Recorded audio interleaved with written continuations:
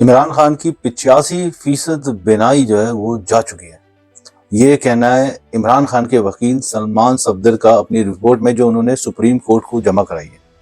پچھلے 48 گھنٹوں سے پوری قوم کو ایک کنفیوژن کے ماحول میں رکھ کر اتنی بڑی خبر کو چھپایا گیا۔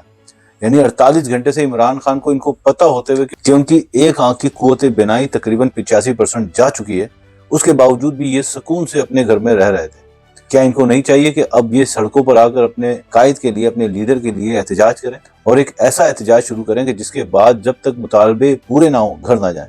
ورنہ پھر یہ اسی طرح سے ایک کھیل تماشا ہوگا جو کہ ہم پچھلے 2.5-3 سالوں سے دیکھ رہے ہیں کہ عمران خان کے لیے آواز بھی اٹھانی ہے لیکن کرنا بھی کچھ نہیں۔ آپ نے دیکھا عمران خان کی بہن عمران خان کی قوت بینائی کے اوپر بات ہونے پر رو رہی تھی،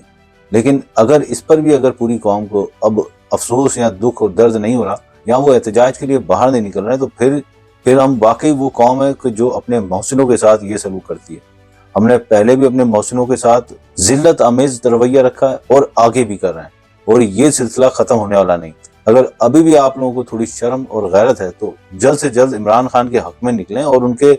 جو ایک قیدی کے حقوق ہوتے ہیں اس کو پورے کروانے کے لیے کم از کم مطالبات حکومت کے سامنے رکھیں، ورنہ پھر اس طرح کی میٹنگوں کے، پریس کانفرنسوں کے کوئی فائدے نہیں۔ عمران خان جیل میں ہے اور اس کی کوئی سنوائی نہیں ہو رہی۔ یہ عدالت کے ذریعے بھی ایک رپورٹ منگوانا سوچے سمجھے منصوبے کی کڑی ہے، جس کے بعد انہوں نے اب عمران خان کو آنے والے وقت میں اور مجبور کرنا اور اسی طرح کے ظلم ڈھانے ہیں، کیونکہ انہیں پتا ہے کہ لوگ صرف اور صرف باتیں کر کے، کانفرنس کر کے گھر چلے جاتے ہیں، اور یہ اس بات کا مکمل فائدہ اٹھا رہے ہیں۔